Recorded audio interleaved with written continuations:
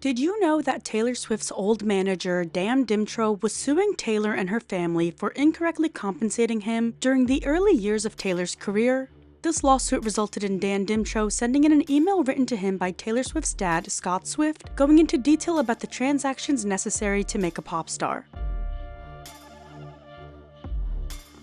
This leaked email gives so much insight and detail into celebrity life and how almost everything is calculated behind the scenes, especially when it comes to Taylor. The email offers a rare glimpse into Taylor's personal life, which is surprising given how much she guards her privacy. The Taylor Swift you get from her lyrics have done a great job at driving you away from knowing anything real about her personal life, especially how calculated Taylor and her parents both are.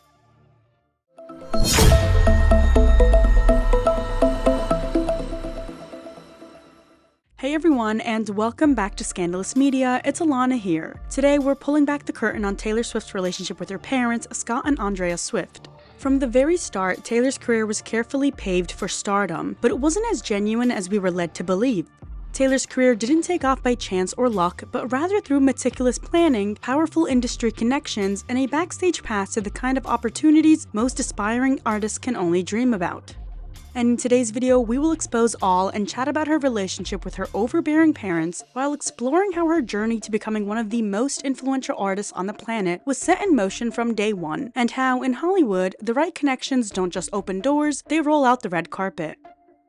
In the past, we have written about Taylor's relationship with her dad on our blog Scandalous Media, so make sure to go check out the articles we have on that. In the meantime, I did us all a favor and read the email. You're welcome. So let's break down this 5-page email. Yes, it really was 5 whole pages.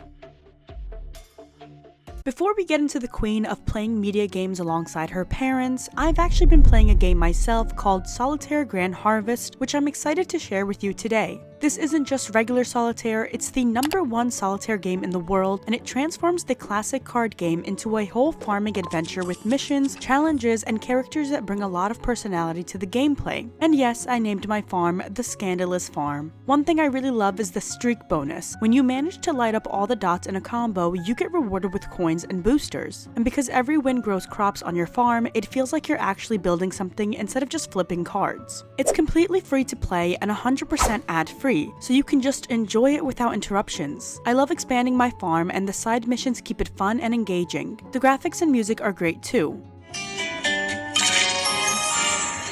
I'm already on level 29, wait, make that level 30, and now I can multiply my rewards by 4. Getting my first perfect level was so exciting, especially once you get into the groove of clicking through fast. I also love the daily prizes and harvesting my garden when I come back. Plus, I just unlocked the windmill, which helped me hit another perfect score with that 4 times multiplier. Now I'm already on level 32 and at the new farmhouse area. It's honestly so cool, but I won't spoil the rest. If you want to try it out, download Solitaire Grand Harvest with my link below or scan the QR code here. It's the perfect game to wind down with after a busy day.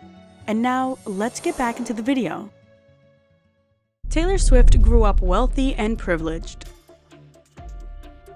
Before we start, I do want to make a point in saying that nothing I say in this video is going to take away from Taylor's hard work and dedication towards her career. This email will shed a different light on the music industry and how nothing is as natural as it seems, but it doesn't take away from her hard work, dedication, or love for music. Taylor's parents are Scott and Andrea Swift.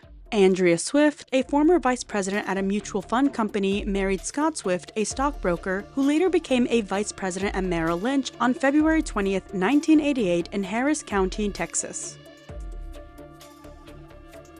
The couple welcomed their daughter Taylor on December 13th, 1989, and 2 years later their son Austin was born on March 11th, 1992. I didn't grow up as a diehard Swiftie, so I never really cared to look into how Taylor started her career or what her life was like before fame. But one thing I do know is that she never portrayed herself as someone who grew up wealthy or privileged. It was always, I grew up on a Christmas tree farm in Pennsylvania, and that was it. Never did she mention that she grew up privileged, with her dad bragging about being part of the 1%. Don't take it from me, take it from Taylor's dad, who said to Dan, "Keep in mind that I manage $270 million, but more importantly, 249 relationships with families at Merrill in a terrible market. I am in the top 1% of all brokers at the most prestigious investment firm in the world. I manage staff, I manage clients' lives, their money. I have moved my family to Nashville, cleaned out 2 houses, sold 1. Right off the bat, you learn 2 things about Scott. 1, he thinks highly of himself, and 2, he has a lot of money. So much so that he brags later on in the email that he was able to pick up Taylor, her brother, and Andrea, and move them to Nashville for Taylor's career, a move that easily took out of him $200K. He feels unappreciated by his wife and daughter, so he vents and says, "Who made enough money that if we had to take off across the country, we will be okay? Who hired staff ahead of time so that we could move to Nashville? The idiot that lives with Andrea." Oh my God. It's such an unhinged email, I don't know whether to laugh or be shocked at how odd Scott Swift is. This email highlights the fact that Scott clearly has a huge problem with his wife, who is equally as overbearing and keeps saying the phrase, "Don't laugh, you'll be a dad someday." I'm not joking, he says it like 7 times. But let's continue to the topic of Taylor's privilege. He goes into detail about inviting Scott Sanford out to their Nashville lake, and I was shocked reading about all the things he owned, like jet skis and boats. He also says that while hanging out with Scott Sanford, he promised him to join the Nashville Duck Drop only if he allowed Taylor to sing at the event.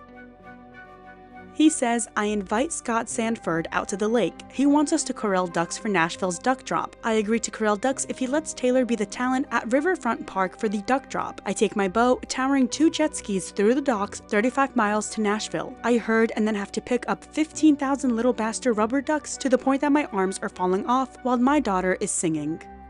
It's pretty impressive. This is how Taylor's start to country music took off. She went to Nashville with her family after being signed a record deal and did these little events that eventually put her name out there.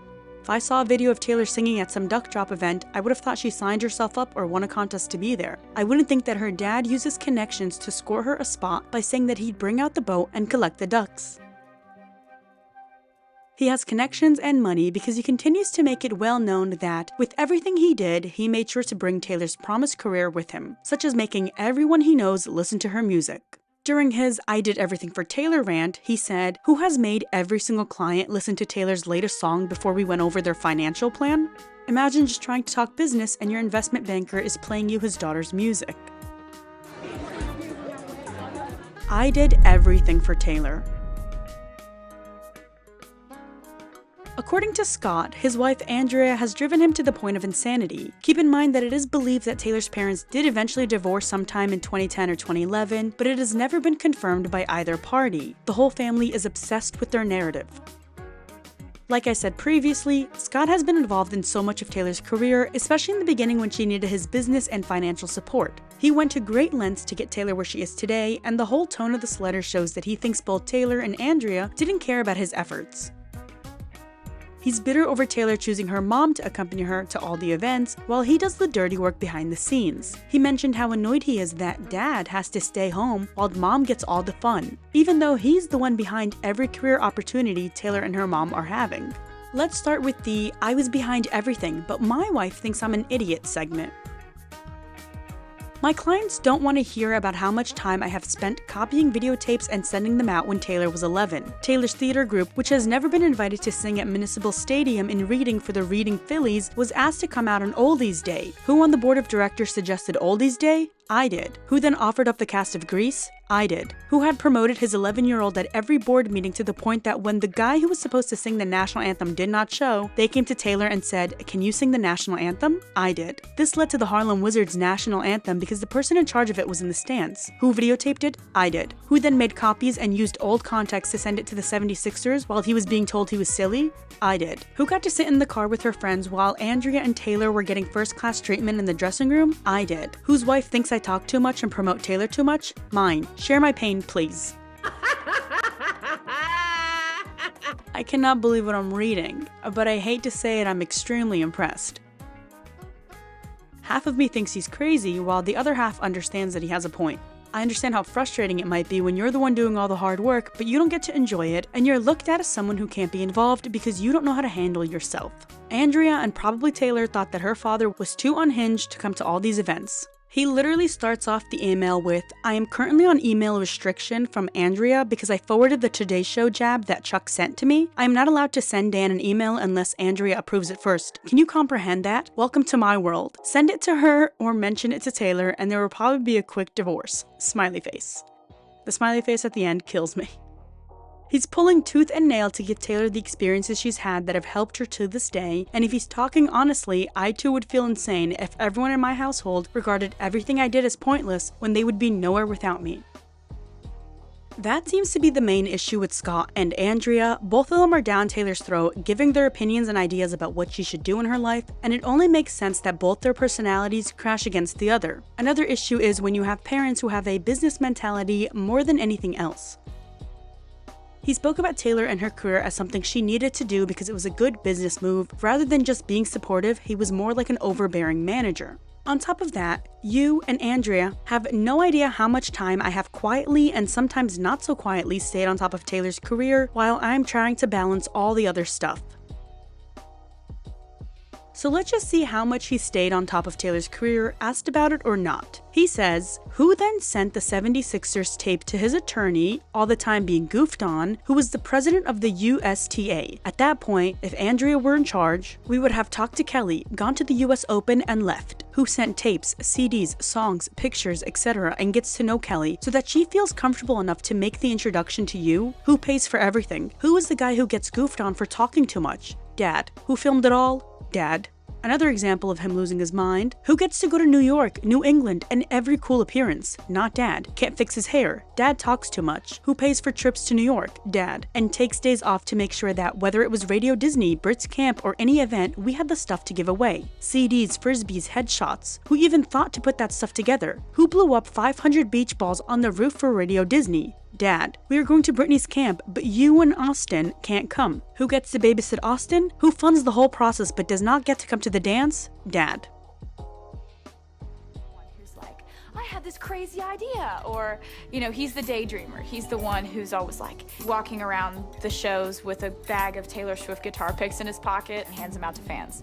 Would you like a pick? I think...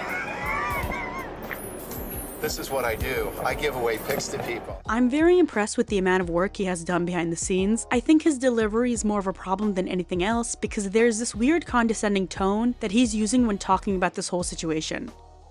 And I'm guessing Taylor's mom, Andrea, is also very controlling because he constantly mentions that it's him ignoring her that has helped Taylor because he didn't sit back like she told him to. He thinks that if he had taken Andrea's advice and sat back, Taylor wouldn't be this huge star.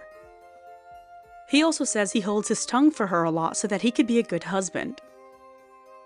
There have been some reports and fan discussions suggesting that it's Andrea who played a very hands-on and sometimes controlling role in managing Taylor's career and public image during her early years, not necessarily her father who just talks money. Andrea was deeply involved in overseeing Taylor's business decisions, publicity, and day-to-day affairs, which some fans have interpreted as overly controlling, though this involvement also helped protect and guide Taylor in a tough industry. The email is mainly told from a different point of view, where it's actually Scott who is allowing Andrea and Taylor to be as hands-on as they want to be, since he's the one doing the grueling behind-the-scenes work. This is different than the story Taylor fed us about how her mom would drive her to Music Row and wait in the car with her brother, while Taylor went knocking on doors saying, "Hi, I'm Taylor, I'm 11, I want a record deal, call me." Yeah, okay. Hollywood loves to feed us the sob story about how these singers were on the streets begging for a record deal because it's a better story to sell rather than the one where your dad has all the connections lined up outside waiting for you. The number of connections he had is what will keep surprising you. He recalled another example when he connected with Bill Anderson. He says, "I connect with Bill Anderson. Taylor does his fanfare show. Good move." He then claims that Bill says, "This next girl has created the biggest buzz of anyone I have ever known. Get to know her name because you're going to hear it for 25 years. Well, Bill, you weren't kidding. Taylor moves from local girl doing shows to stardom in this next move. Bill is signed to Sony ATV and RCA. He was talking up Taylor all over the place. I videotaped it. If I do not videotape, it does not happen. Keep in mind that I helped Bill in 1980 in Reading, Pennsylvania. I sold my $10,000 dock to him for $5,000 last year, knowing full well how much he can help me over the years. He has thanked me over and over. Do I talk too much? Better believe it, and it's in your best interest." He doesn't quit, and I'm this close to begging Scott Swift to manage my life. The way he operates makes so much sense as to how Taylor operates. One last example, he explains to Dan that Taylor was able to get a huge Sony deal because of him. He says, "How did we get the Bluebird? I stay in touch with Rob, who I think is one of the reasons she got the Sony deal. They listened to the production, went to the website, and listened to Taylor in person. We go to a 3.5-hour writer's night with Rob playing at the Bluebird. Painful. It's over. Andrea wants to bolt. I go over and talk to Rob. Rob, when are you going to get Taylor in here? You should get your young writers all together. He thinks it's a great idea." These were the missing puzzle pieces we needed to figure out how mediocre Taylor was already such a massive star before we all had the brain capacity to see her propped up in front of us. The email is constant proof after proof that he has had a huge role in Taylor's career, and if you don't go fetching your connections, they will never magically appear. He's had his foot on Taylor's career and throat before anyone else. He was even behind all the things you wouldn't imagine, such as calling up a reporter at the city paper to explain to him that he has a daughter at Henderson High School who hangs around Abercrombie & Fitch stores and it would be a good article to include in their papers to garner a younger crowd. So then the newspaper sent their TV crew to the high school, but he wasn't allowed to stay for the interview. He just did all the work while Taylor and Dan got praise and a good buzz. Scott Borchetta. Let me jog your memory in case the name Scott Borchetta sounds familiar, but you don't know why. Scott Borchetta for the Swiftie fandom is equivalent to Voldemort for the Harry Potter fandom, because he was a part of a deal that sold Taylor's masters to her apparent bully Scooter Braun. Keep in mind that Taylor's dad made money off the Scooter Braun deal as well, since he invested in Big Machine Records and owned 3% of the company, giving him millions. Oh yeah, that makes sense. No, it doesn't! Not cool at all! Yet in this email, he is regarded as the person Scott Swift was fighting tooth and nail to get on Taylor's side, which makes sense considering this email is from 100 years ago. But just like this email showed you, everything is calculated, and Taylor's dad got a cut of the deal Scott Borchetta made with Scooter Braun. Did you seriously think a guy like Scott Swift, who was single-handedly behind everything Taylor has done at the start of her career, couldn't read a contract? Oh please, I wouldn't be surprised if he wrote the contract. How did we find Scott Borchetta? I was told under no uncertain terms not to send any more CDs to Frank Bell by Andrea. Without Frank Bell, Scott Borchetta does not know Taylor and we do not know him, the end.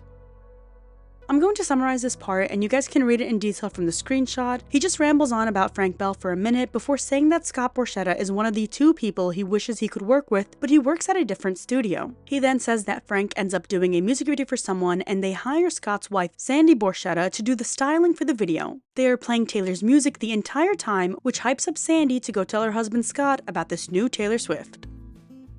Frank then used Taylor's songs to hype up and drive crazy every label promotion that wanted to work with Taylor, and the entire reason this happened is because he went against his wife's wishes to send CDs of Taylor to Frank Bell.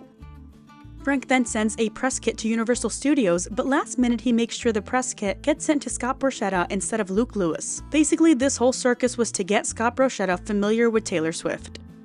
Later on in the email, he praises Scott again, basically saying that he will never be your typical record guy, and there is something really special about him. Borchetta also praises Taylor and says that she will determine how well his life can be, and that she is the standard of what everyone wants. He then praises the Swift family for not burdening Dan with financial issues and being able to drop everything to do what he says. It's a very long and unhinged email, but it does a good job at showing you how Taylor's career was orchestrated behind the scenes, and does a good job at showing you how Taylor is when these are her parents, more specifically when this is how her dad thinks. What do you guys think Taylor feels about this email being leaked? Someone emailed me the screen recording, but when I look it up, no mainstream media is talking about it in detail. PR team goes hard, I see. That's why I'm here. Taylor's relationship with her parents and the media. Like I said before, Taylor has always come across as humble and lacking, because that's what sells. That's what made her America's sweetheart. Never once did the story about Taylor's dad or mom driving her for success make noise, because everything her parents did was strategic. Taylor's parents have always set her up for success, whether it was going to be in Hollywood or the business world, their daughter was going to be successful. They were both extremely calculative, even down to why they picked the name Taylor. She told Rolling Stone in 2009, "My mom thought it was cool that if you got a business card that said Taylor, you wouldn't know if it was a guy or a girl," explaining that they thought an androgynous name could help reduce any potential discrimination in the corporate world. She wanted me to be a business person in a business world. This doesn't necessarily make them bad people. I think it's great that they know how to handle the business side of the world, but most people aren't like that. And so when we see someone like Taylor, we don't think her entire image has been calculated from the start, even though it has. Let's start with the guitar lessons lie Taylor and her family came up with. In 2009, Taylor said, "When I was about 12, this magical twist of fate happened. I was doing my homework when the tech fixing my computer looked over and saw the guitar in the corner. He said, 'Do you play guitar?' I said, 'Oh no, I tried, but..." He said, "Do you want me to teach you a few chords?" And I said, yes." Sheer Jan. Taylor recalls the story as a chance encounter where a computer repairman taught her a few chords, yet the computer repairman named Ronnie Kramer said that he was hired as her guitar teacher and gave her lessons for a year and a half.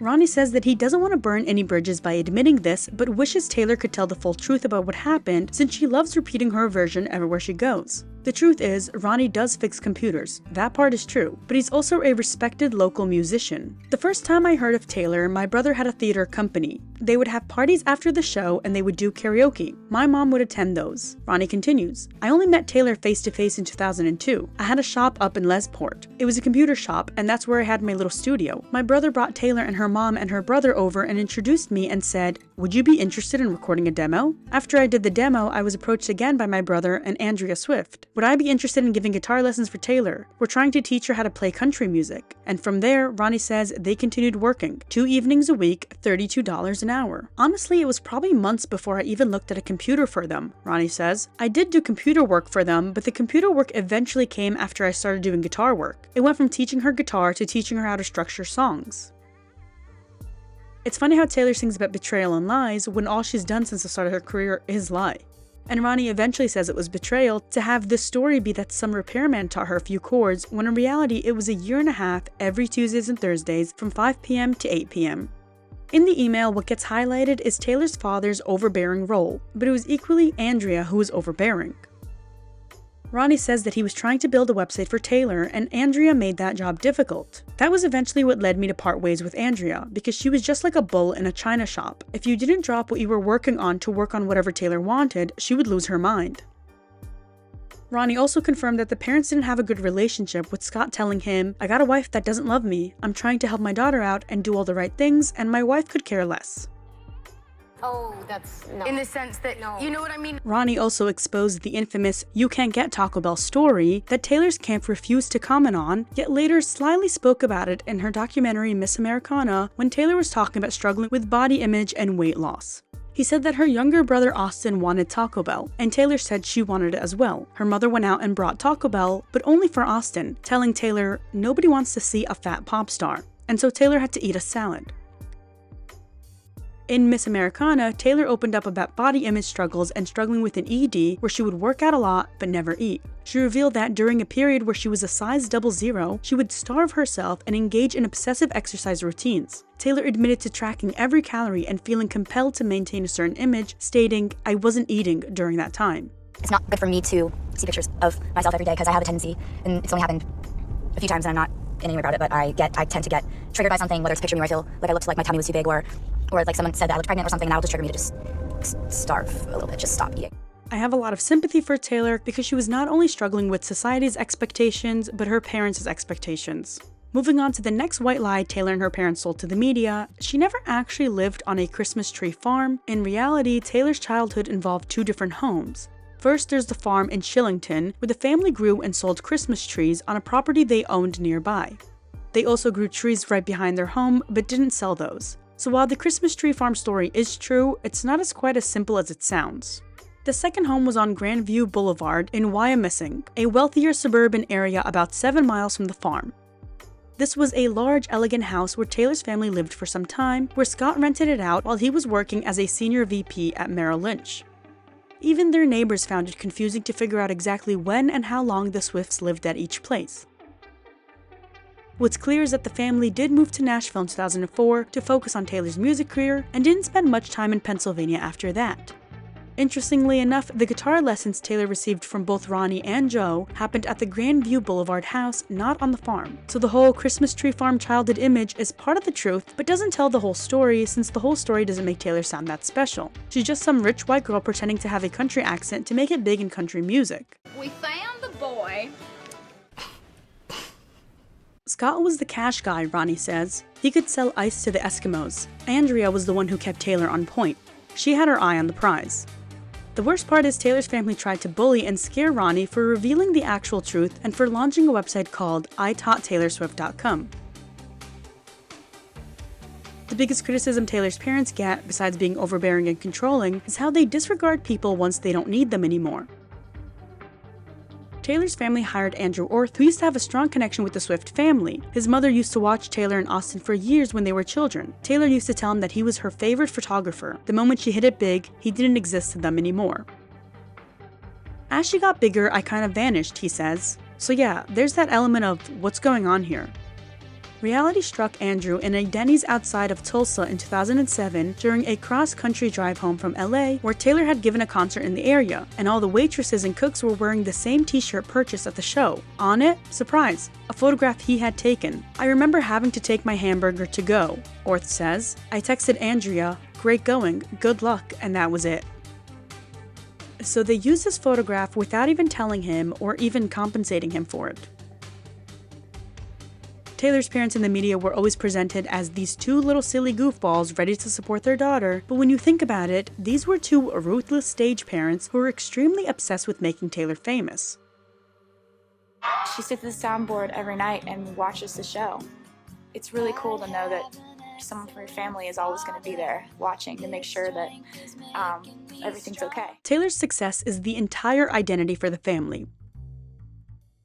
Her mom goes to every single show for the most part, and she is everywhere with Taylor, whether that's at award shows, Travis Kelce's football games, or attending all meetings.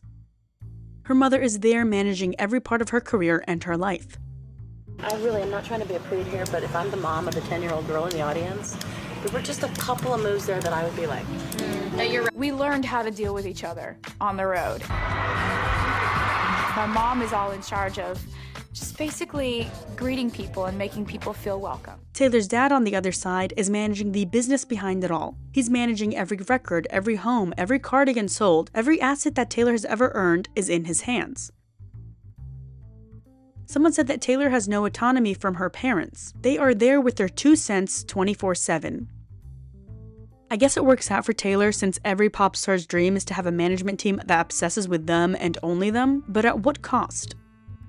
This is the same person who wasn't allowed to voice any opinion in public because something is bound to hurt someone. She still has no spine when it comes to voicing anything important. For a significant portion of her time as a public figure, Taylor Swift steered clear of getting political, and her father was insistent that she keep it that way.